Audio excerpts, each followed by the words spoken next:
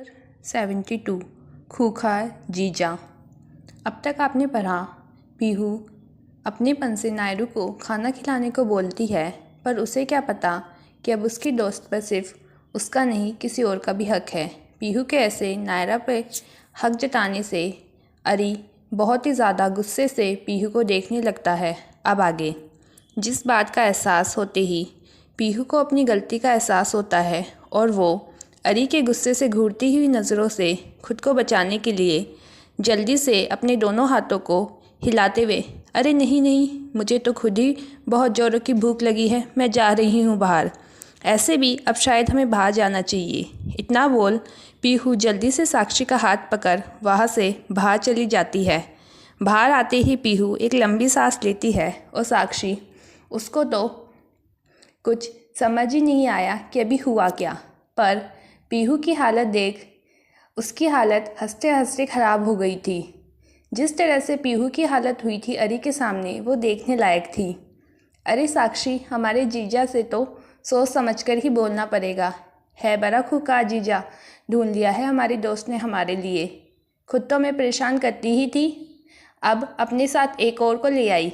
वही साक्षी उसकी बात सुन हंसते हुए उसे एक टपली देती है और उसे बाहर ले जा सीट पर बैठ उन दोनों को खाना खिलाने लगती है।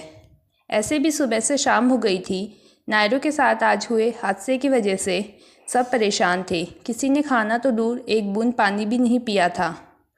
इधर अंदर कैबिन में नायरू अपने सामने रखे खाने को मुँह लटकाए देखी जा रही थी और अरी उसके सर पर सवार हो उसे, जो पिछले 10 मिनट से बस खाने को घूर रही थी, जैसे सामने खाना न होकर कोई बड़ी मिस्ट्री हो जिसे वो सुलझा रही हो।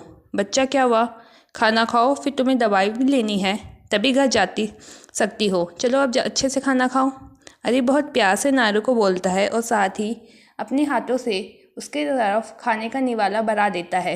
वही नायरू, जिसके सामने अभी सारी सी खिचड़ी, उबले हुए सब्जी और सलाद थे, जिसे देख उसका मुंह तर जाता है, वो अरी को देखते हुए काफ़ी गंभीर आवाज़ में, सच बताइए, मैंने आपका कुछ बिगाड़ा है क्या? या फिर आपकी कोई प्रॉपर्टी लूट ली, या फिर आप मेरे पिछले जन्म के दुश्मन हो जो मुझसे बदला लेने के लिए नए नए भांडे ढूंढते रहते हो? अरे बेचारा जो प्यार से उसे खिला रहा था, उसकी ऐसी बातें सुन उसे असमंजन में देखने लगता है। एक तो उसने कभी किसी के लिए ये नहीं किया, ऊपर से आज वो कर भी रहा था तो सामने वाला पाती का जवाब सुन उसे झटका लगता है। वो चम्मच नीचे करते हुए, क्या हो गया तुम्हें, ऐसे क्यों बोल रही हो, अब मैंने क्या किया? और तुम तो मेरी जान हो, तुम्हें क्यों नुकसान पहुंचाना चाहूँगा, बताओ ज़रा मुझे।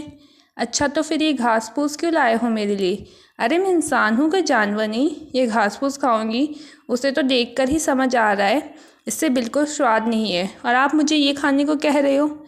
ये नहीं कि कुछ चटपटा मज़ेदार चीज़ लेके आए। एक तो पहले से ही मेरे पेट में हाथी कबड्डी कर रहे हैं और आपने ये सब लाकर अब उसे खो खो खेलने पर मजबूर कर दिया है। अरे जिसे लग रहा था कि कोई बड़ी बात होगी। नायरू की ये बात सुन उसकी आंखें छोटी हो जाती हैं और वो उसे अपनी छोटी आंखों से देखने लगता है। कितनी बड़ी नौटंकी हो तुम, अभी तुम्हारी हालत ठीक नहीं है, इसलिए तुम्हें यही खाना होगा, और अगर अब तुम कुछ और बोली तो फिर देख लेना। क्या देख लेना, नहीं खाऊंगी मैं, क्या करोगे आप? अभी नायरू बोल ही रही थी कि अरे तुरंत नायरू के मुंह में चम्मच घुसा देता है। आज के लिए बस इतना ही, मिलते हैं नेक्स्ट एपिसोड में। और मुझे कमेंट और लाइक करके ज़रूर बताइएगा कि आपको ये एपिसोड कैसा लगा।